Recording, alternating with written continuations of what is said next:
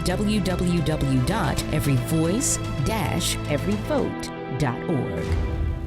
Welcome to today's edition of Breaking Bread on WURD Progressive Black Talk Media. This is a show that focuses on conversation and cuisine. I'm your host, Tiffany Bacon, and this week we're going back to West Oak Lane to visit Jacob's Restaurant for a special event organized by the Coalition of 100 Black Women. It's their Ballots and Brunch event. Your voice, your vote. Let's tune in for a very special panel discussion. Good afternoon, everyone. Yes, as mentioned, I am Amber Harris, and I have the pleasure of serving as the Public Policy Chair for the National Coalition of 100 Black Women. And it's my honor this afternoon to introduce our esteemed panel and moderator. I'm going to begin with our moderator, who is Miss Catherine Hicks. Catherine Hicks was raised in the Mount Airy section of Philadelphia and received her education through the public school system. During her high school years, Catherine often worked in the office where she introduced to the communications field, often making the school announcements on their broadcast system. I used to love doing that too. Catherine's first position after high school was working for a marketing and promotion company, specializing in movie and concert promotions. There she was introduced to radio broadcasts, creating commercials for movie theaters and concerts in and around the Philadelphia area. She furthered her education by attending LaSalle University, where she majored in communications. In 2012, Catherine joined the Philadelphia Sun as their public relations consultant. Her duties included new relationships with new businesses, social and political affiliates, through community and social events, developing their PR strategies for promotion and marketing of new and existing clients. In addition, she was co-producer of the weekly broadcast radio news show, Freedom Quest, hosted by J.Y. Montesire, who was also founder and publisher of the Philadelphia Sun. As co-producer, Catherine would identify public interest topics and guest featured on the show. On July 17, 2021, Catherine was elected the president of the Philadelphia branch of the NAACP. This is only the second woman to hold this position. The NAACP is the nation's oldest and largest civil rights organization, and as president, Cathy vows to increase branch membership, uphold the Constitution and bylaws of the office, and to ensure the political, educational, social, and economic equality and rights of all persons and eliminate race-based discrimination. So that is the Catherine moderator. Also joining us this afternoon, we have Abu Edwards, who serves as the Director of Black Male Engagement for the City of Philadelphia. As a Philadelphia native, he has spent over a decade serving the community. He is a highly dedicated and passionate figure who adopts a strategic grassroots approach to his work. Throughout his career, Abu has championed causes related to students of color, government involvement, addiction treatment, libraries, mentorship for at-risk children, voter participation, city parks, and the NAACP. Abu, correct me if I'm wrong, you're also the political action chair for the Philly NAACP, in addition to your role with the city? Thank you. He has been, please clap for that. He has been involved in several high-profile campaigns, including those of Presidents Biden and our forever president, President Barack Obama. Also joining us this afternoon, we have Mike Reed, known as Just Mike the Poet. Now, ladies, if you're looking for a man and you need some advice, this is who you need to go follow. let me put that little plug in. I'm going to be talking to him later. I know that's right. Mike is a poet and speaker from Philadelphia. He uses poetry and spoken word as a platform to inspire individuals through their daily trials and tribulations of life. Mike has also used his gift of having a way with words as a means for counseling those who feel life has left them alone. In his books, Just Words and Just Words 2, he touches on everything from love, relationships, families, friends, life, and the goal of igniting change by its readers. And Mike, I believe you were also just appointed co-chair of the Philadelphia Harris Waltz campaign. Is that correct? Yes. Yeah, thank you. Now, I mentioned that, but this is a nonpartisan event. For those listening, we are not endorsing any candidate. I'm just naming all the roles that he participates in.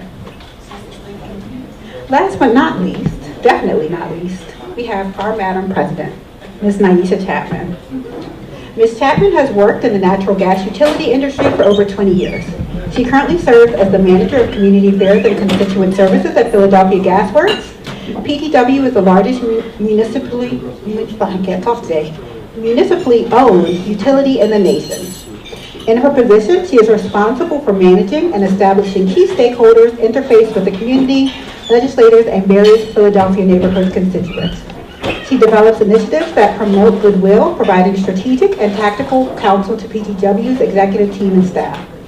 She develops and executes PTW's long-term community outreach and consumer education plans. Ms. Chapman has served as a panelist at many community forums, educating the City of Philadelphia about conservation, weatherization, and gas utility products and services. Ms. Chapman is a strong advocate for women and girls of color, and as a young mother, she saw the need to be a voice for women in her community and a role model for her children.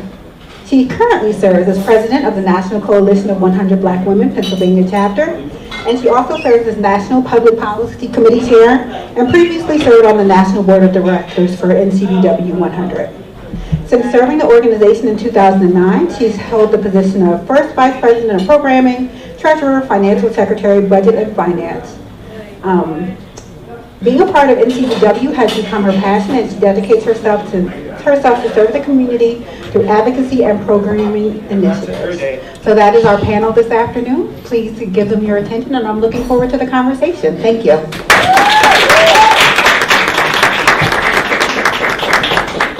Okay, good afternoon and welcome everyone. Did you?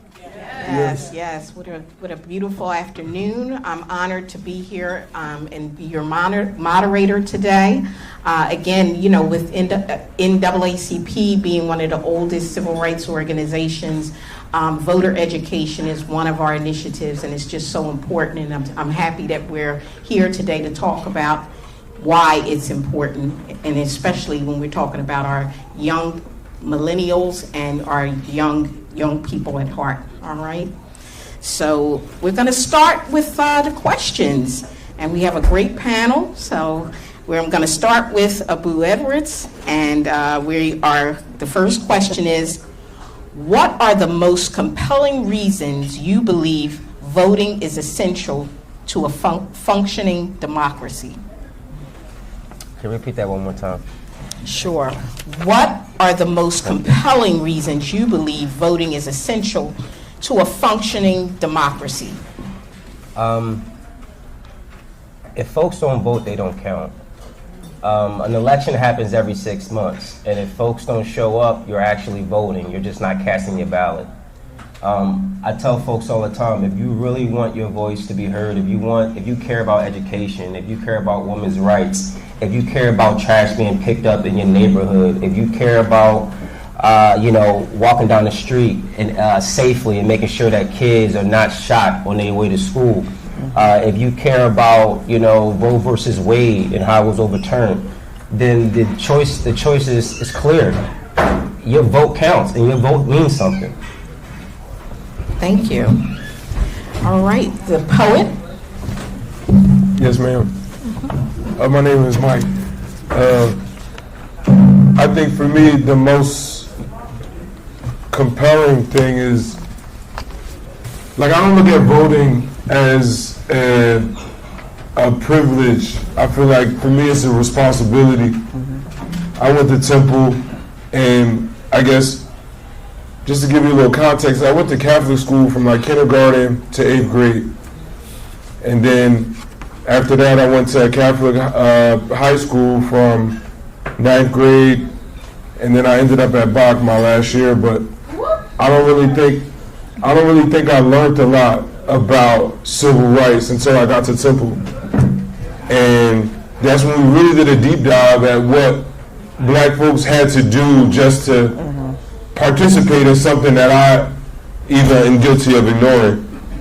I feel like the only time I remember I voted was when Obama ran. And it wasn't until I actually went to school and learned about how many people died, how many people were hung from trees to scare people. And now, maybe I vote, maybe I won't vote, maybe I don't like nobody. I think for me, the most compelling thing is that I owe it to the people who fought so I could even breathe the same air as white folks on a daily basis. And I feel like if they came back here and they sat me down and looked at my voting record, they would be ashamed. Like if they had a black club in heaven, I don't think I would get in with all of the OGs because I feel like for so many years of my life I let them down. If there was a business side, I'd probably get a section over there, you know. If there was like a cool side, you know, but the black people that actually fought for us to have our name out here, for us to breathe air as freely as we do, I don't think we show up for them the way that we could and that we should. And for me, that's the most compelling thing. That's why I kind of transitioned out of poetry and became an advocate for so many different political things. Because, all right, I done made money, but now how can I serve? Right. Thank you. Wonderful. Thank you. Sorry. Madam President, did you want to weigh in on that? Sure. I think one of the things that we always hear about, especially younger, because I have a young child, she's 25, she just turned 25 on Thursday. And in talking to her, and you know, she worked at the city commissioner's office, and I said to her, you know, who are you going to vote for? Let's talk about it. And she said, I don't really feel like my vote counts. And I think that, you know, we as people, we always hear about, well, your ancestors fought for this and things, and I'm not taking anything against that because our ancestors did fight for our right to vote. However, what I feel like is we need to make it in layman's terms. Like we need to make sure to put out why it's important to vote. You know, as Aruja said, you know, just picking up your trash and doing things like that, that's important. Do you know who's on your city council? Do you know who's on your school election boards? Who's making these decisions for you all? Like I know a lot of you, especially as young people, and especially as young women, you all are probably being very desensitized to the fact that a lot of your friends, young black boys, are dying every single day. And we go to these funerals and it's like, okay, so what are the cops going to do? And what is this one going to do? But in order to get to that point, who are you voting for to make sure that they're in office to take care of that? Who are we voting for to make sure that when someone does die and or the person goes to court, who are we voting for to make sure that that person gets served the time they deserve for whatever the crime is that they did? All of that goes into voting. All of that goes into your power of your voice and your vote. So it's always, always, always important not to look at, well, I don't think that my voice counts or I don't think that my vote is going to count. And right here in Pennsylvania, President Biden won in one area of the city by one ward, by 200 votes. 200 votes. Every vote counts. Every time we go and we cast our ballot, it definitely counts. So don't think that your voice is not being heard. And what I always tell people, especially on social media, is I don't want to hear nobody complain if you didn't go out there and exercise your right to vote. Don't complain about, your trash. Don't call me about your gas bill. Don't call your city council about, oh, this one's parking, this one's not parking. Did you go out and vote? Did you make sure that the person that you want in office is in office? And are they representing you correctly? Are you holding them accountable? So you have to make sure that you're going out and making sure that you're casting your vote every 6 months. Thank you. Wonderful. Thank you. So, when we're talking about, just that voter apathy, what are some of the most effective strategies you've seen for increasing voter engagement, particularly among younger and marginalized communities? And this is sort of a two-parter. And then how can we better educate communities about the importance of local elections, which often have a more direct impact on our day-to-day lives? Any one of you can start with this. I'll jump in. In 2015, I founded In 2015, I founded an organization called MIA, Millennials in Action. And we created MIA because when we talked about millennials and young people, they were always told that they were always missing in action. So we created something to change that dynamic. And it was the first black millennial PAC in the whole entire state of Pennsylvania. And one thing that we did that was strategic, and I tell folks all the time, if you really care about your community, we can't be scared of our young people. We went out into the community. So those brothers who are on the corner selling drugs, weed, coke, we turned those brothers into organizers because we knew strategically they needed fast money, right? So we knew that we can hire them for a day and pay them $150. And if we can get that type of consistency, then we can turn these brothers from knocking on doors, now running divisions, now running wards, now working with the NAACPs and the Black Voters Matters across the city. And it worked. It worked. We engaged over 25 young people from the ages of 18 to 35 who had criminal records, who were on a wrong pathway, and now these same 25 people are traveling around the country and running some of the most premier Black organizations like Black Voters Matter, who funds $1 million for city organizations across the city. So when we talk about how do we truly get engaged, we got to step up. As a political action chair for the NAACP, I'm just not worried about engaging y'all. I go to the hood. I go to the poppy store and I go to the Chinese store. So while I'm walking past and ordering my, salt, pepper, egg, and cheese on a biscuit and my small coffee in the poppy store, I understand that before I even get to my coffee and my sandwich, I'm walking past 10 brothers with book bags and bags on them. We know what they got in them. I'm walking past 6 or 7 guns. Easily.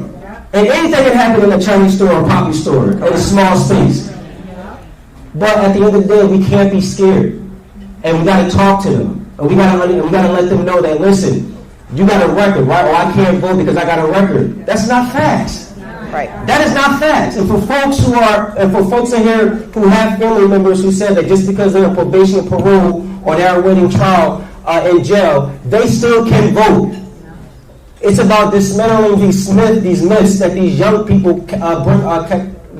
watch on social media and TV. There's only 2 reasons in the state of Pennsylvania that will exclude you from voting. Number 1, if you've been found guilty of a felony and you're currently serving that in prison. And number 2, if you've been guilty of election fraud. So if you got a monitor on your brace on your ankle and you home, you can vote. If you in jail and you're awaiting trial and you have not seen a judge, you can vote. If you've been convicted of a misdemeanor and not a felony charge, you can vote. So it's a lot of disinformation out there. And as long as we equip ourselves with the right information and we in our neighborhoods and we talking to John on the corner rolling his blunt, or we talking to Bill and they talking about they not voting, please make sure that you give them the facts that they too can vote and their voices do matter. Thank you. Anyone else? No, we don't got time. Okay. I'll ask Madam something. President? So I think that Abu just touched on something, and I think it's about bringing our Black men in to talk to our Black boys. And I shouldn't call them boys, I'm sorry. Our Black younger men, right? So, because we as women, sometimes they don't want to hear it from us because we're women. We don't suffer or deal with the same things that they deal with. We're not in their spaces. We're not, dealing with the same things that they deal with on the street about making sure they're walking past guns or even carrying a gun. And why they're carrying that gun. So I think that it's important if we can get more Black men involved, like these 2 gentlemen that's sitting right on the side of me, to go out and talk to these young men on the streets, to talk to them and just let them know, like, this is the reason why you want to go out there and vote, because they don't think, again, that they matter, number 1. And not only that their voices matter, but they don't feel like they matter. So until we make sure that we're out there and telling them you do matter, and your voice matters, and your vote matters, and we don't want just your vote, we want you here. To be here, to support your families, to support your children, and not on these streets, and putting them into places and spaces where they can thrive and they can do other things. I think that's where it's important. Also, utilizing social media in the right way is also important, and making sure that we're giving them the right information, because we know social media is giving all kinds of information out right now, and half of it's not even true. And if you listen to the ads, I was just talking to someone yesterday about, there's an ad about, and again, we're nonpartisan, but it's about one candidate who puts Black men in jail and wants to incarcerate Black men. And then there's another ad where it says the person lets all Black men go. So what is it? Do the person keep them in jail, or do they let them go? Like, listen to the messages that are actually being out there on these ads and how it's affecting people and what they think. So I think about just making sure we're giving the right information in the right place, in the right space, and the right people talking to them. Great. Thank you for that. And as we're sort of touching on social media, tell me what you think, how you think social media impacts our vote, or how it can impact the turnout of voting. I want to take it because I'm. Is this? Hello? Yes. Praise the Lord.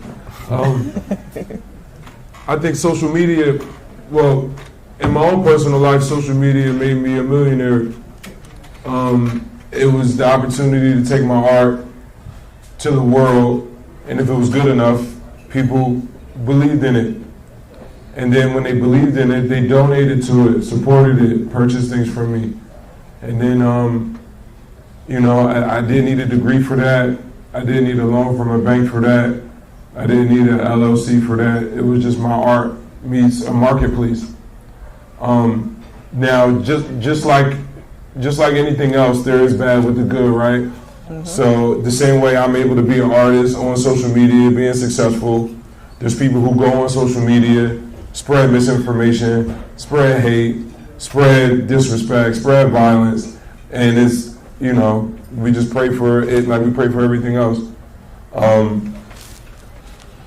I guess to take it all the way out, I feel like it's just another tool in this handbag of weapons that we have against what's going on as black folks in Philly.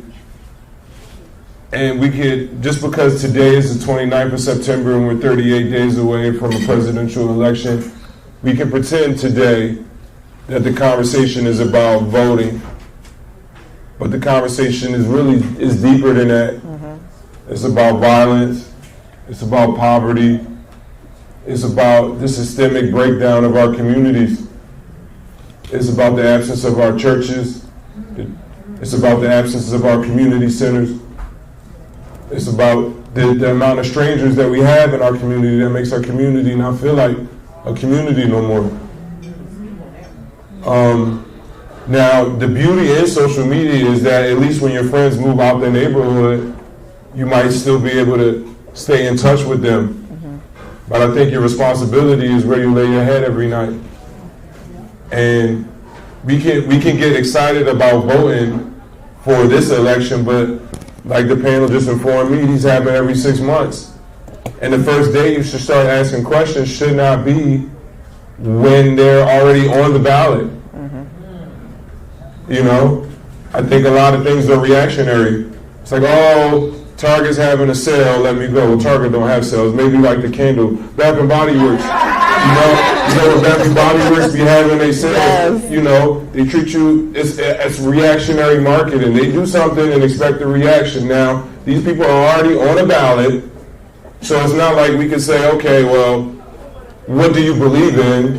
It's really A versus B. I feel like a lot of people are disassociated with voting because that's the only time we engage with them is to vote. Not to say, hey, I want to run. Not to say, hey, I need some money. Not to say, hey, I want to run. What do you want to see in your neighborhood? It's like, oh, elections come in. Come on, you're black, right? You know what I'm saying? So I think when we're on social media and we listen to campaigns, we got to understand that the same way that these bums be trolling you every time you get your hair done, and be random comments, people watching you, you're going to get that same thing with the election. There's going to be misinformation. There's going to be people that are really, the companies that run social media get paid by certain candidates to make sure they know who you are and they know what you listen to. So I wouldn't even, every time it's an ad, I wouldn't take that with a grain of salt either way. I feel like if you're going to use your vote, make an informed decision, do your own independent research from regular sources. Maybe you can use social media to seek out certain people. Google law, like social media is not just your platform. It's a whole marketplace of truth. Right. And I feel like if you do the due diligence, social media can unlock any question that you want to have answered. Thank you. All right. Thank you. I'm one of those millennials where I hate social media. I'll be honest with you. And I just, I want to do a comparison. Like, social media reminds me of, like, being a kid and walking into my mom's house and seeing my brothers and his friends rolling up a J and looking at The Godfather of New York and all these, like, looking at all these gangster movies, right? And I used to always be mad because I was the only sibling like, no, I'm not into this. But I saw with these gangster movies how they were reacting on the street, how everybody had to be big and tough and how everybody had to be the most dangerous young boy out there, right? And I look at that as the same as, what certain candidates are doing. Like when you look at social media, and I get mad at our people because we think that everything is so damn funny. We think that candidates calling black women out their names is funny. We think that people targeting different black neighborhoods and putting the wrong election date on their email, we think that's funny. We think that, we think that black men won't show up to the polls because we don't like to see a woman in power. Right. All these myths. When you saw one candidate come out with sneakers because they thought that it was a strategy to engage younger black men. Yep. All these myths. And when you look at, our social media, when I do look at social media, I just wanted to make it very clear for our young people. You gotta fact check everything that you see on social media. Fact check the election date. Fact check the policies. Fact check what is that? What one candidate having? Some type of agenda? Project 2025 agenda. Fact check that. See what they have planned for you, and they're telling you right in your face, black people, this is what they want. Yeah. This is going to happen if they get elected. Yeah. And we look at that and we laugh like, oh, they're serious, and we laugh. But we don't understand what it took for grandma to make sure that she voted for the last 30 to 40 years. We don't understand that grandma's Medicaid and her retirement is on the line, and our generation don't step up. Home ownership. Philadelphia is increasing. I'm 35. I live in Mount Airy. I can't even afford to buy a house in Mount Airy right now. That part. Because every time I feel like I'm saving, rent keeps increasing. Yep. So it doesn't matter who we put in office. When we talk about the criminal justice system and what candidate or what person is better for it, I tell folks all the time, black people don't have a party. Our party is being black because we need Republicans, Democrats, Independents, Green Party, Tea Party. We need everybody hands on deck. Mm-hmm. Because the disparities that black people are facing throughout this country, one party just doesn't represent that. So I just want every young person in this room, when you're around your friends, because as we start getting closer to this election, I guarantee you, it's going to start getting funnier and funnier. Don't take this as a joke. When you see those disinformation tactics on social media, call it out. You ain't got to get paid to call out disinformation. Because it may be your own brother, your own sister, who may not have the same common sense, who may take that and run with it and spread a lie. So let's put out that one fire before we got to put out a million fires. Thank you. No, I think he said okay, everything. yes, that was very informative. One thing I want to mention briefly too, talking about the Project 2025, you definitely should read and look at the information on that, because this is one of the most important tools that they will be using for this election. And it's a 943-page document, but there are a number of organizations, including the NAACP, who have done a breakdown so that you can see some of the key points. One of the key points that's further down, you have to go through a number of the pages, but I think they do that purposely so that you don't know certain things. But, one of the parties talks about giving more money and having more money, but yet in this Project 2025, they talk about overtime, how overtime will be cut. So in order for you to get overtime, we know now overtime is after you do 40 hours, anything beyond that is considered overtime. But in Project 2025, it's that will no longer exist. You will have to do, I believe they said it's like 160 hours, something like that, before you are even considered for overtime. That is not getting more money in your pocket. So that's something, again, that we have to look at. We have to make sure that we're ready and we're prepared when we're talking about voting, and that we're giving out the information to those, especially our young people and first-time voters, so that they know and can make a real conscious decision on who they should put in place. So going to the next question, and this I'm going to jump into something when we talk about voting and politicians, activists, community leaders. How can they help to bridge the gap, in your opinions? How can they help to bridge the gap for those who are feeling disconnected about the political process? Can these politicians, community leaders, does their voice help or hurt? So, your opinions on that? I guess I'll start. So, for me, I think that we're here. So when you think about political leaders, activists, advocates, this is what we are right now, and this is what we're doing. So we're trying to bridge the gap to make sure that you all are informed, engaged, and aware of what's going on. So you have leaders right here amongst you who are young. Abu is young, Mike is young.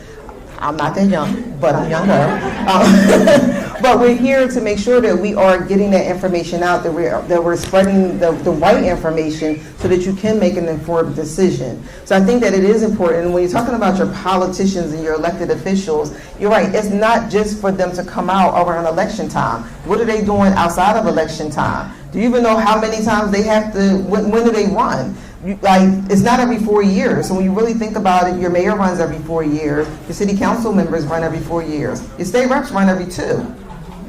So they're always out there doing something, but how much more can they do to make sure that we are engaged and it's not just around election time? Because I know we hear that a lot too. Or they only come out when it's election time. Well, again, this is what we got to do to hold them accountable. What are you doing to make sure that they're accountable outside of November and outside of May to make sure that that you are seeing your elected officials in those spaces? Are they coming out to community events? Are they accessible to you? Are they able to take your calls? Do you have an issue that you need to run by them? In my world, is my professional world, working in with the gas company, one of the things I hear all the time is, well, why don't they, raise the income limits for certain programs? Do you know who makes those decisions? It's not your utility company that makes that decision. It's your elected officials that make that decision. Okay, so when we're talking about certain things, little things that you don't think that matter, little things that you don't think elected officials are there for, that's who's making those decisions for you. When you're talking about SNAP benefits, elected officials are the ones who set the guidelines for that. When you're talking about LAHI funds that come into the state or grant funds that come into the state, those are your legislators who are making those decisions. Those are not your utility companies that are making those decisions. So I'm putting that as an example, but it goes further than that. When you're talking about school, when you're talking about funding that you get from FAFSA, everything is associated with decisions that are made from your elected officials, from your president on down. So it is important that we are bridging the gap, that we're making sure that they're coming out, that they're talking to our younger generation. Are they going to schools? Because we know that civics is not really being taught in schools anymore. Most people don't even know how many branches of government there are right now. We have people that are voting, and we just had this conversation about people that are voting that don't even know they have a sign. They're mail-in ballots.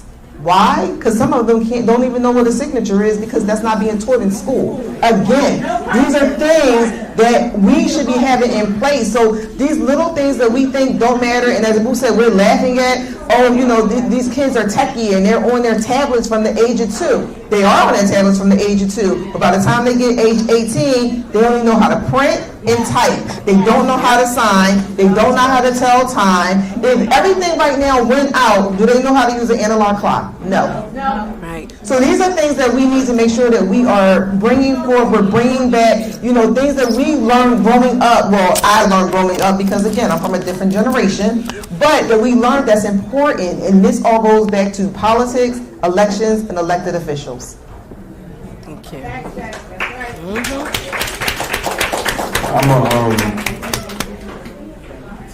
I appreciate everything you just said, but I'm going to ask for us to look inward for some of these things. Like, how much weight are we going to put on a government that was not designed for us to succeed? How much weight are we going to put into elected officials who have an agenda. Let me ask you this. How many people in here know where their state rep's office is? How many people don't know?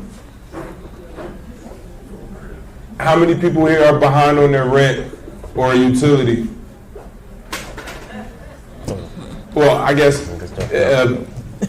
the point that I'm trying to make, and this is probably the wrong room, but if the disconnect is between you that do know, do you know 5 friends that know?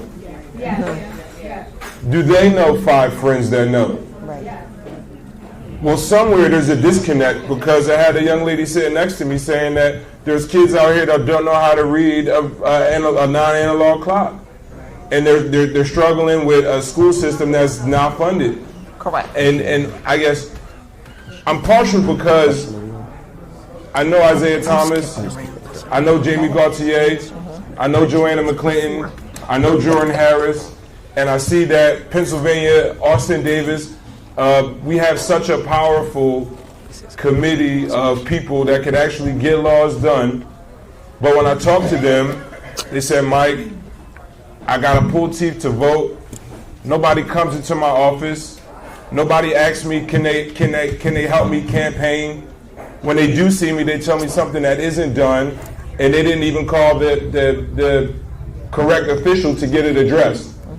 You know, so I might be trying to speak up for my friends, but at some point, I think the responsibility of the elected official is to propel the agenda of the people.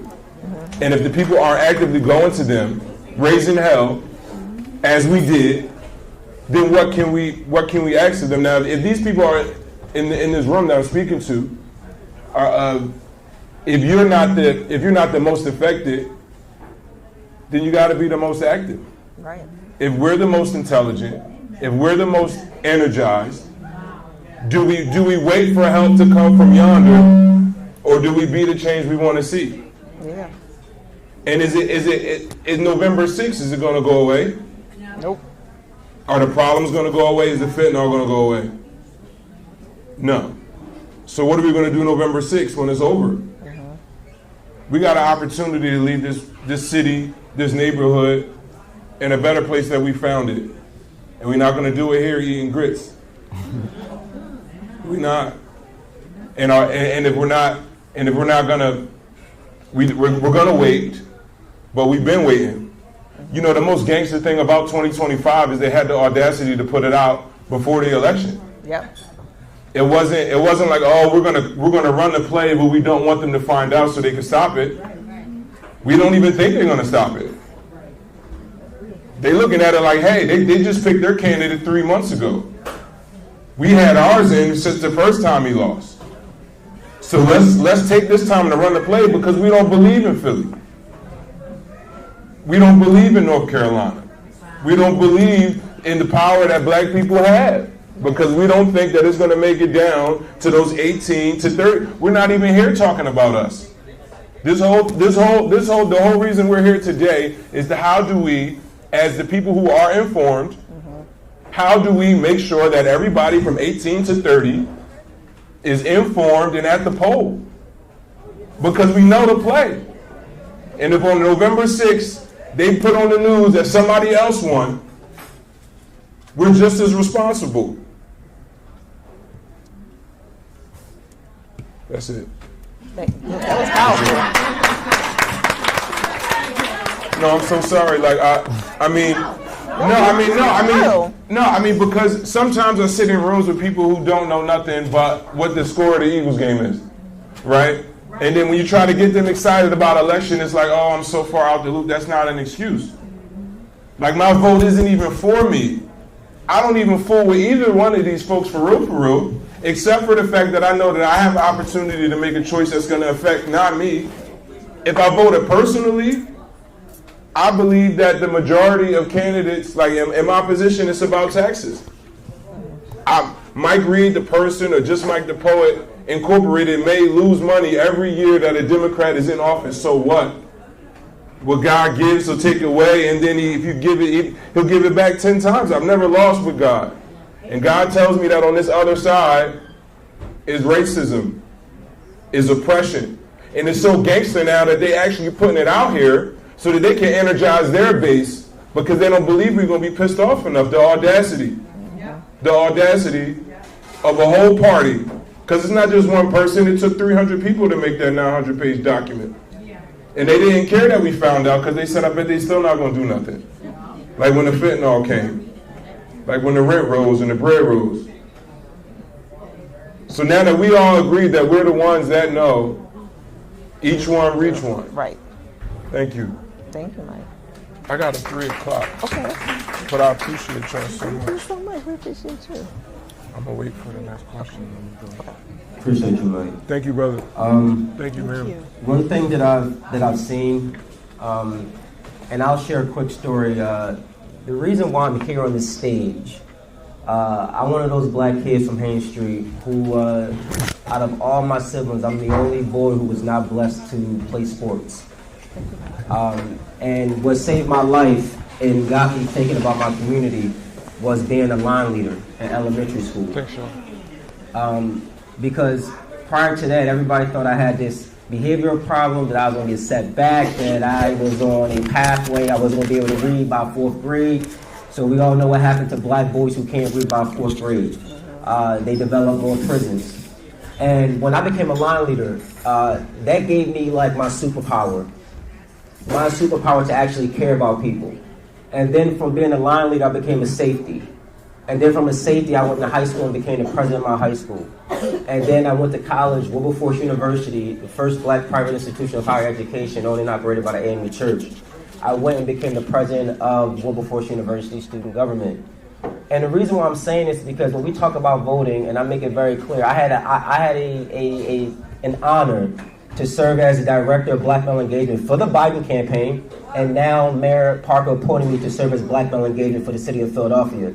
So I get a chance to see both sides. And now I tell folks all the time is that we can't just walk up to our brothers and talk about voting without talking about economic opportunity.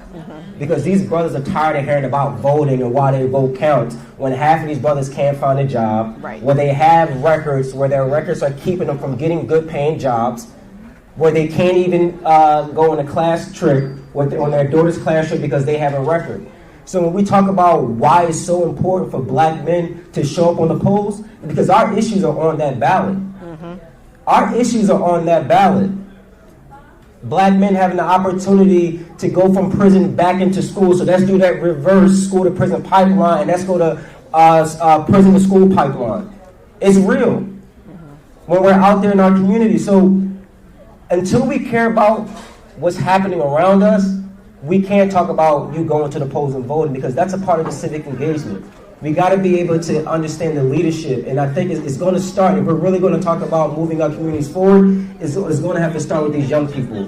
These young people who are in kindergarten and 1st and 2nd and 3rd and 4th grade. We're going to have to institute them the importance of civic engagement. Because what is that quote? It's hard to it's hard to fix a broken man to fix a broken child. Yep. Yes. Thank you. Thank you. So you somewhat answered one of the last questions I was going to ask, and but I'll let Madam President say a few words, and then you in closing, and then we can ask the audience some questions.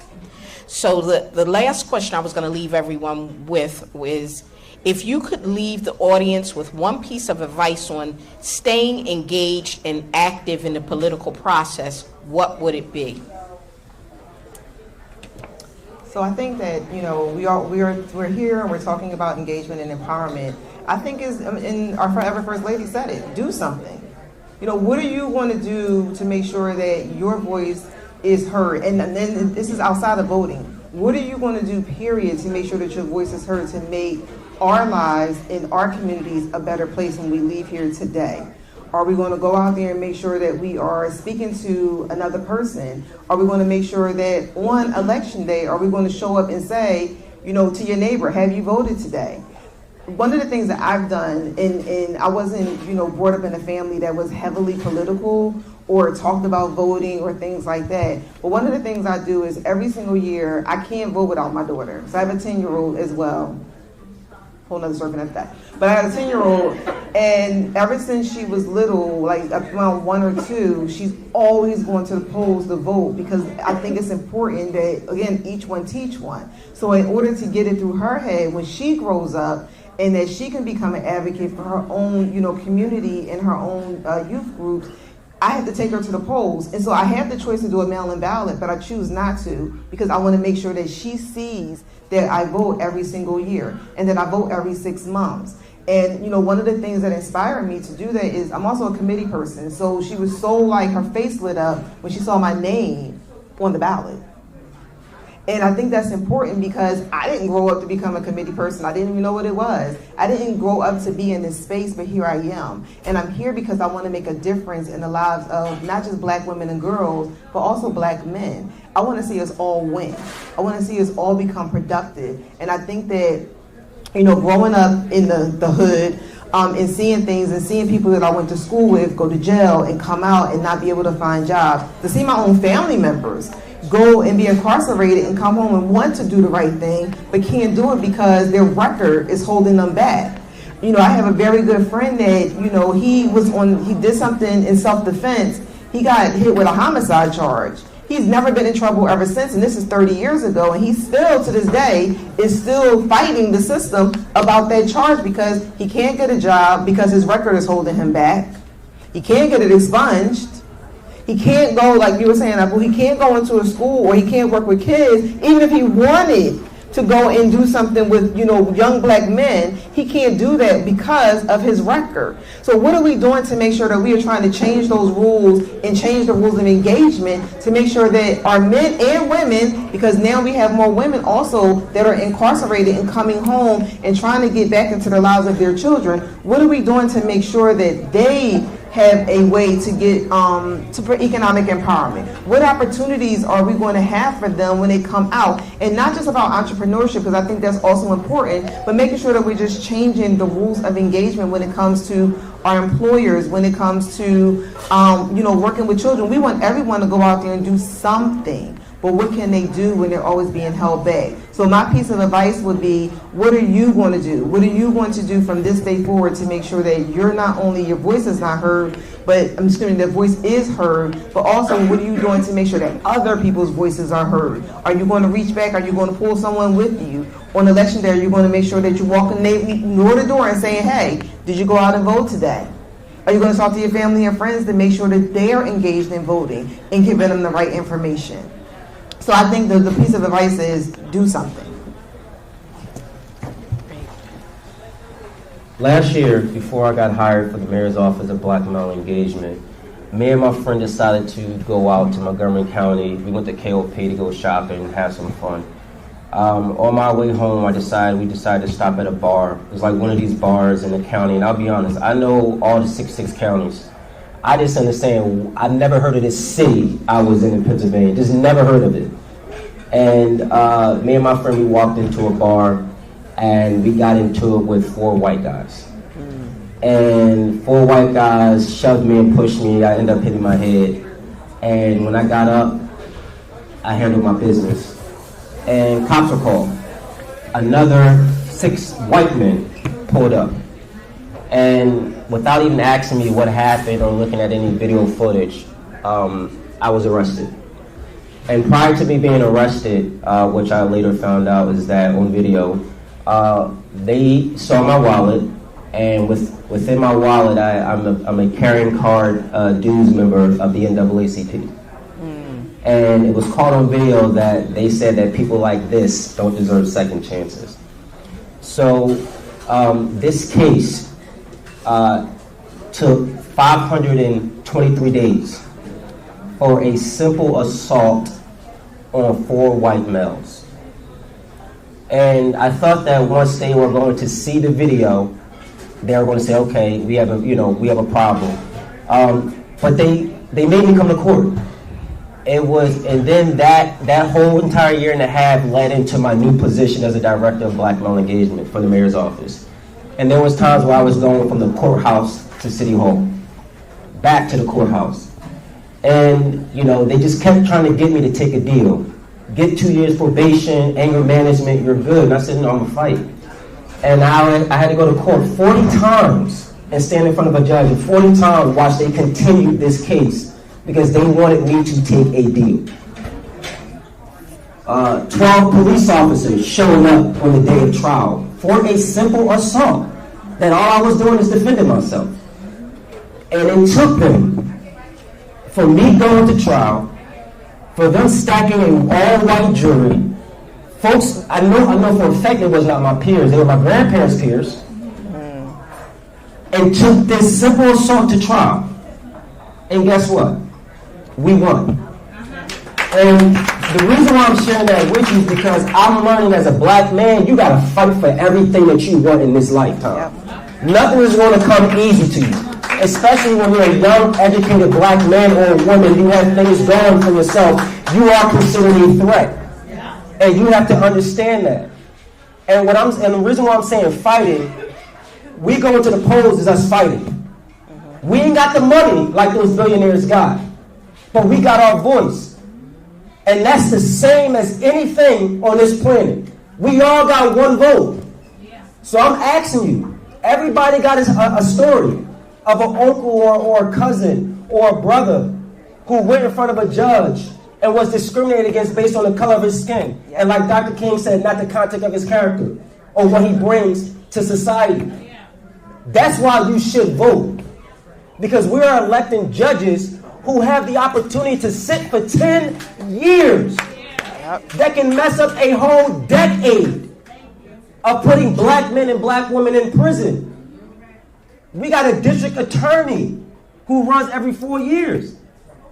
Black men are being incarcerated. 65% of black men are incarcerated in the city of Philadelphia that's affiliated to some type of criminal justice. What does that mean? Out of 300,000 black men in the city of Philadelphia, 65% of that demographic have a record or have been impacted by the criminal justice system. So it is real. And my sisters, you don't get your flowers enough. Because all superheroes don't wear capes. Amen to that. And I truly believe that if you guys have not been fighting for us, then we haven't even gotten this far. But now I'm asking you, don't leave us. Just let us put an elbow around you and walk us to this poll because we won't have to do this together. Black women are voting at 95% higher. Black men, we got to do the same thing. We truly want to change the demographic of our city. As a director of black male engagement, I'm going to leave you with this. It is very easy for me to sit in my office and figure out and tell folks what black men need in the city. What I've been doing for the last 6 months is that we've launched something called Black Male Engagement Roundtable Sessions, where we're going into the community and we're meeting with black men in barbershops, at bars, at libraries, and even our blocks. Because I want to hear from black men. I want to hear what resources they actually need to move them forward. So we're doing the work. All I ask you to do is meet us halfway, and please make sure that you register to vote. And if you have not registered to vote, black men, because I see some young black men in the audience, the last day to register to vote is October 21st. So please make sure that you get your voter registration card and you register to vote on October 21st. Thank you. Thank you. Thank you so much. Just so much great information, and I want to give one takeaway as well. When we're talking about strategies on the day to vote, one of the things that I would say, and we've done on our block, my father is actually a poll worker. He's 88 years old, and he's going to be doing the polls again this year. So he has instilled in us, me, my family. I make sure that my children vote. They go. My grandchildren now actually go and vote with us as well. It's important that you instill this in, just like you learn everything else, because again, voting is something that you learn and you will continue to do. But we can't take away from the people that we stand on their shoulders, because at one point we weren't allowed to vote. We didn't have a voice. We were not allowed to vote. It were people who died, like Octavius Cato, who we now have a statue at City Hall, who died on the day he was on voting date. He died. He was shot in the back only because he was fighting for us to have a voice. So we can't let that go. So one of the takeaways I would say is, and that we do on our blocks, and if everybody would do that, we would have such a larger turnout, is we knock on our neighbor's door when we're going out to vote. Knock on your neighbor's door and say, are you voting today?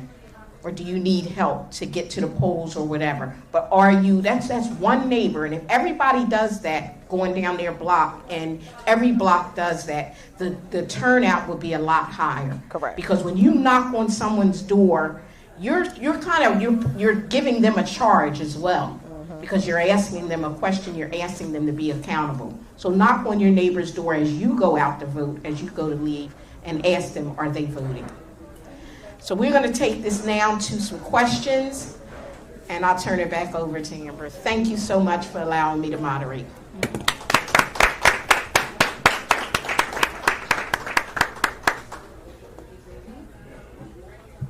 Can y'all hear me? Yes. There we go.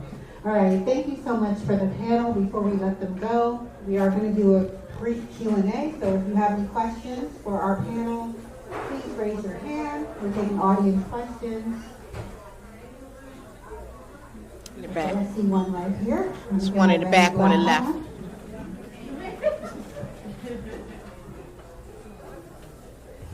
Good afternoon, everyone. Good afternoon. I'm a community person for the 22nd Ward, 15th Division. I'm also a member of the NWACP. We see you. I'm the CEO of Stronger Partners, Stronger Schools. I teach the process of voting. I never teach the party. Because I believe when you teach the process, you become a better, stronger, and more informed voter. You kind of know what you want. But when you throw this difference of party here, people don't begin to really get it because there's so many moving parts. So I teach the process.